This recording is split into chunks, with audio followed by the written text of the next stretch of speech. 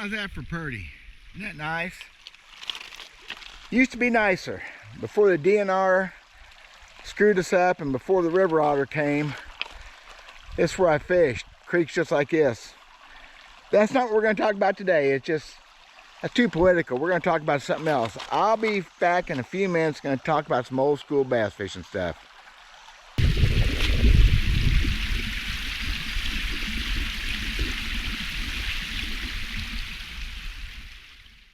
So hey y'all, just spent several hours on a creek down the road from the house, arrowhead hunting.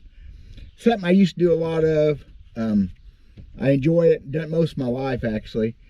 And just nice to get out here away from everybody, enjoying the pretty clear water and all that kind of stuff. My other YouTube channel, my other main channel, Hickbilly Outdoors, I have a lot of these kind of videos on it. I have a lot of trapping videos on it, and I have some actually pretty good bass fishing videos because I used to catch bass. I really did. You might check it out. I'll put a link in the description below if I remember. Sometimes that's a lot to remember.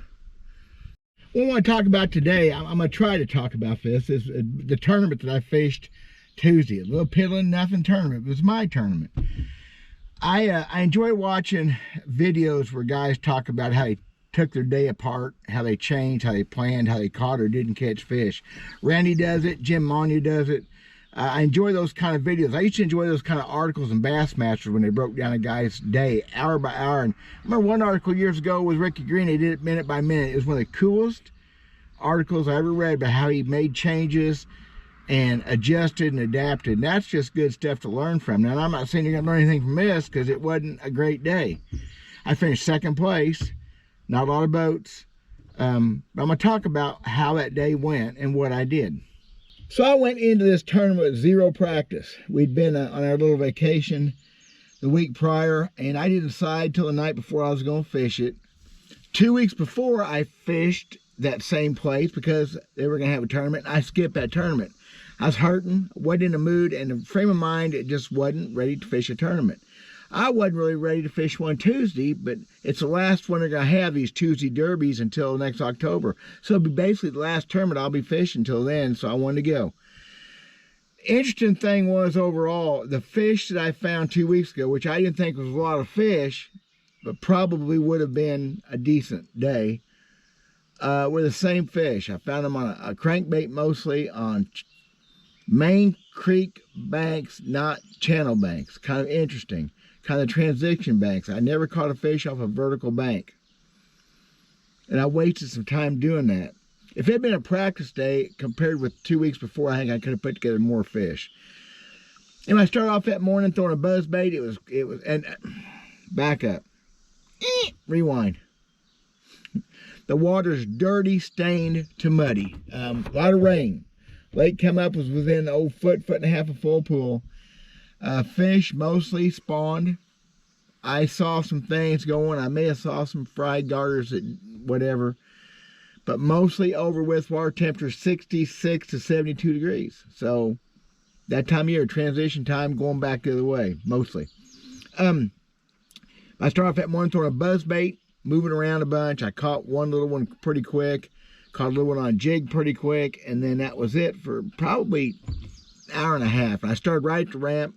It was really foggy, cloudy most of the day, on and off. We needed more sun. Beautiful day. At the very end of the day, we got drowned. I got to get my rain gear on, but it rained pretty hard. But still, changeable conditions, dirty water. Changeable is not as good. I like straight cloudy or straight sun in that dirty water. So I went to a creek I haven't been in literally 30 years. Man, about 96. I think the last time I was in there, I won a pretty good tournament. So I wanted to start anew. I didn't fish the stuff I fished 2 weeks before I went, and I started off right off the bat on a main creek bank, but not the channel bank, just off the channel bank. Now I was throwing a bait that nobody on Lake of the Ozarks throws, and I only have a few of them, and I don't have that one anymore. Unfortunately, that's part of the story. It's a big Jim. It's a heavy, like a 5/8 ounce, big old 3.5 inch long, square bill. It's a Big O. It looks just like the Cordell Big O, the original alphabet crankbait. And it's got a big old wide wobble and got big rattles in it. Makes a lot of noise. And the color of this one was the chartreuse side with that light blue back, greenish blue back. Perfect. And I had it tied on. I put new hooks on it the day before. That night before, I put brand new hooks on it. And I tied it on first for that tournament. And it is a perfect bait for the day, and it didn't work for very long. So I get in this creek about 8 o'clock in the morning. And I start off a little bit flatter bank that I even really caught fish on, and there's some big old boulder rock, and this one just tears me up. I still don't know, unless it's a spawning fish, and of course they bite different. I don't think so on that main channel like that. On the main creek banks, not even hardly a secondary point. And it pushed in them rocks and come off right away, but it was a decent fish. It was definitely a keeper fish. It was only about that deep. I went in the next pocket behind it. I only fished 2 pockets all day, the next 2 pockets, because I decided that's not where I want to fish. Went back in that pocket, and I had a short fish miss a buzzbait, and then I had a dandy, solid keeper size bass. I mean, it was that wide across the head, blow up on the buzzbait. I think it's a fry garter, because the whole bank of flooded grass had fry in it. It's the only one I couldn't get the fish to bite again. He never touched that buzzbait good.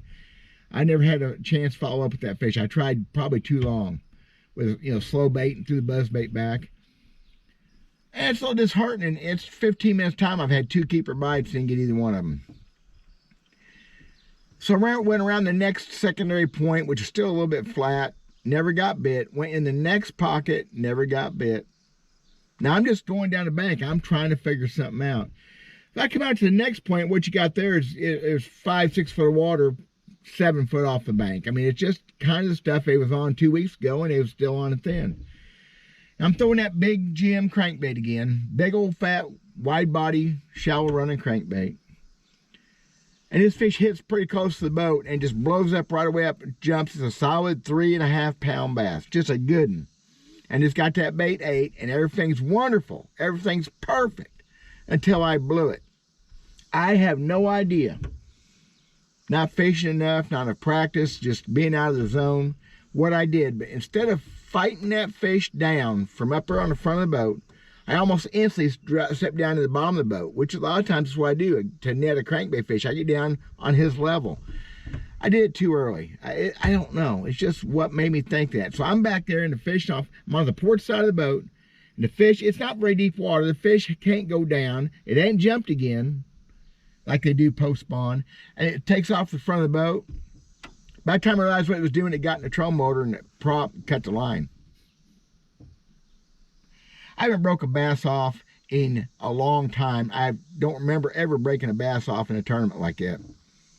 Fish never jumped, never got my bait back. Disheartening, to say the least. So y'all, Solar Bet has a sale going on through Father's Day. 30% off.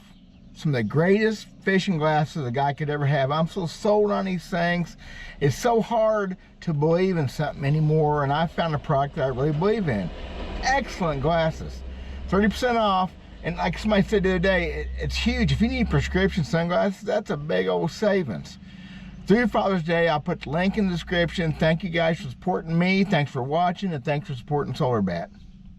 Now, the one thing, the takeaway from something like that, I've always seen the guys get all disgusted and sit down and cry, break a rod, do stupid stuff. The takeaway was, I'm in some fish. Yeah, I've had 3 keepers mess me up, but I'm in some fish. It's working. Got to get back on it and capitalize, which I did. I put I did not have no one of those baits, not especially in chartreuse. I think I got 3 or 4 of those. They're going to be hard to come up with. I put a square bill at balsa B2, the old school balsa B2, and kind of a yellow, brighter colored bait, which doesn't really matter in the scheme of things, but your brain says you have to throw chartreuse and yellow in dirty water. It's just what our brain tells us. Sometimes I think that's pretty stupid. Pretty quick, I threw that thing out. I'm not on the second. They were definitely on the secondary points or the sides of them, but this was between the points, about a 50-yard stretch. I threw up, give it 2 wind down, hit the rock, stop, and I good and jumped all over it. And I put the first keeper in the boat, pert near 3 pound bass. Everything went according to plan on that one. Pretty good. But then come a screw up. Kinda. I skipped the next pocket. Now I'm still on troll motor. I still have not fired up big motor. I didn't fire up that big motor to put on plane for 5 hours. I'd idle. I was fishing. I think that's important, especially when you fish as little and as bad as I do.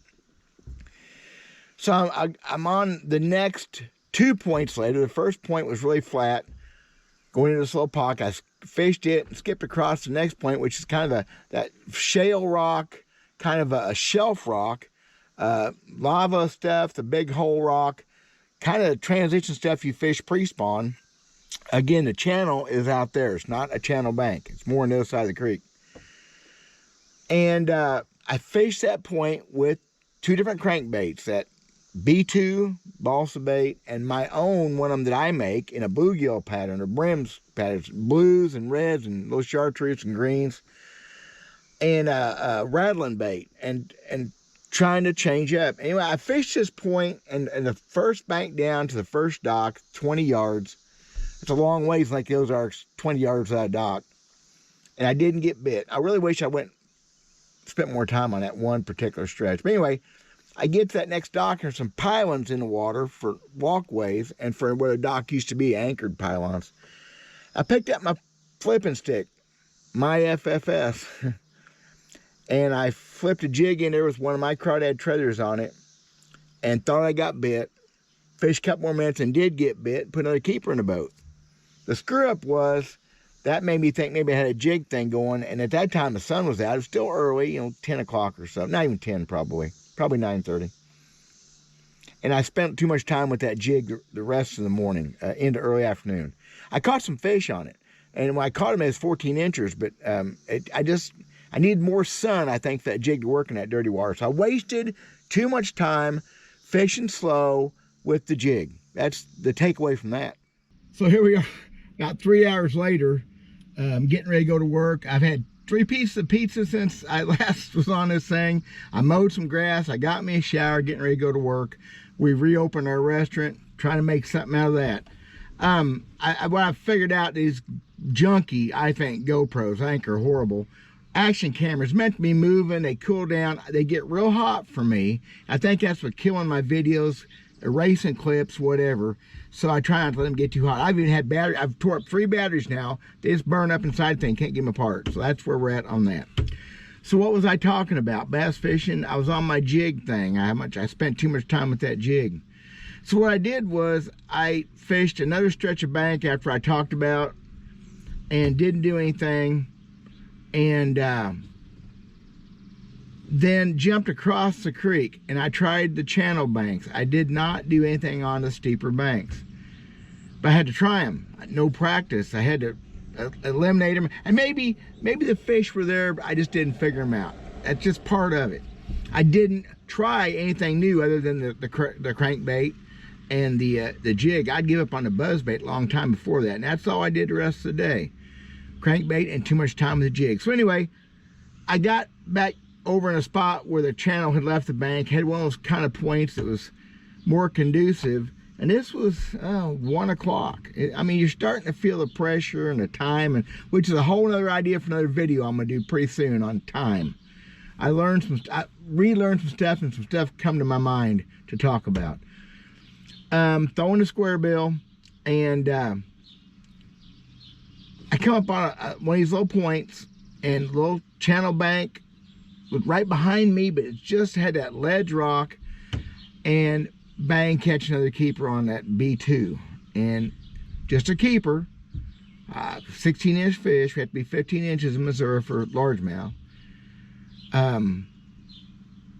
Which gave me some confidence, because obviously it wasn't just that one stretch on the side of the creek. So I actually went to the next point and a little straight bank. I mean, I stood on a troll motor a lot Tuesday. I'd skip over stuff. And actually, that time, I think I fired a big motor up because it's a couple 100 yards and idled up there. With troll motor still in the water, I wanted to get there. I'm feeling the time thing. And I was throwing that B2, the balsa B, and it got hung up really shallow up. B2s are bad about getting hung up. They're not the whatever the way they run, they just get hung up. It's got stuck in a rock or something, and I couldn't get to it without lifting the trolling motor up, but I didn't want to screw the point up. So I was 15 foot from it, and I broke it off, and it popped right to the top. Great. Turned the boat back out away from the rocks and fired my crankbait, the one that I built out there in that brim pattern, and man, this fish just eats it up. And I talk about bad luck on the fish. That fish went straight to the bank. It wasn't very deep anyway, and there was a seawall with a concrete base that's cut out underneath from wave action. He dove into that like a catfish. Just put his head up in there and started throwing water out. I couldn't believe it. Like he's trying to build a cave. And I thought, man, he's going to rub that crankbait off or break my line. But he didn't. I got him out, got him in the boat for my 4th keeper. I went looking for my crank. Wind blowing a little bit. I had to go find my B2. It drifted out 30, 40. I finally found it. I hate to lose it. And that was it for the keepers, y'all. 4 of them's all I got. But I go to the next spot like that. Had to skip over. I flipped a jig. I caught a couple fish. Again, wasting too much time with that jig just inside the cove mouth. I just don't know. I don't know. There had to be a better jig bite. The sun was shining. The clouds were there. I said that was my excuse on dirty water. I want one or the other. That's my excuse. But I spent too much time on that jig. That's why it keeps coming back to. So the next little stretch didn't do anything, I don't believe. I didn't catch for me short fish that day. So the next point is actually a secondary point. It's inside the creek a little bit, but it almost comes out to the main lake. It's not in line with everything else. And it's a dandy point over the years. I chuck my square bill out there, the one I make out there, and it got loaded up on. And immediately this fish blew up on top. It's about a 7-8 pound channel cat, which is fine. Didn't lose my bait. Got him in, got him turned loose. They're eating the same thing the bass are. That's fine. Retied, and I think it was the very next cast. Nice 2.5, 3 pound fish bites it right in front of the boat in about 2 foot of water and just goes straight underneath the boat and comes up and hits the bottom of the boat. Jumps underneath and comes off.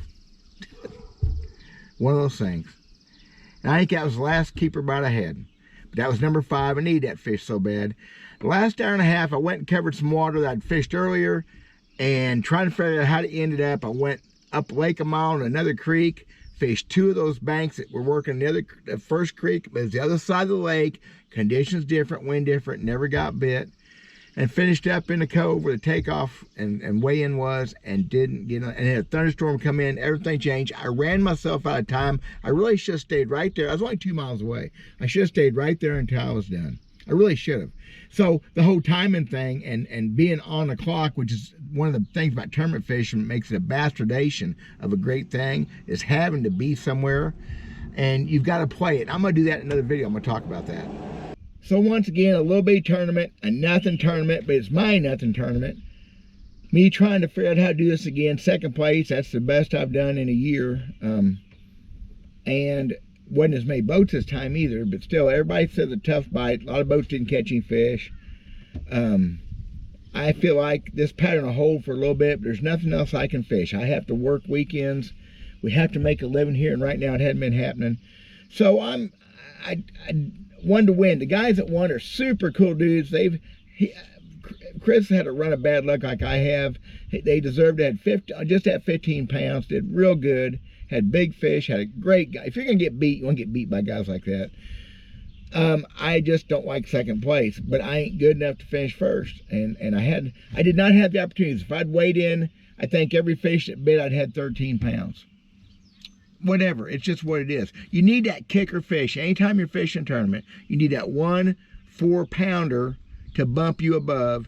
The guy with 2 4-pounders, the guy starts winning. The guy with 3 is the one that wins, or whatever. And the many times I've had 5 5-pounders, I ain't doing that anymore. I don't know if it's me or the fishing or what. I just thought I'd share this with y'all because I like, and I will think about this tournament all summer. I will, I can't help it. I think about tournaments I did 25, 30 years ago, even ones that I won. What did I do wrong? What did I do right? And I think if I get my timing thing, which again, I need to do a video on that. My way of thinking about this stuff is, what can I do better? And not just tournament fishing, but as a fisherman, all across the board, to learn and to do better, maybe do better videos for you guys. So tell me what you think. If it's boring, it's boring. But I didn't do any filming that day. I was serious about the fishing. Well, except my FFS video after I did do that. Bye, guys. God bless. We'll talk to you soon.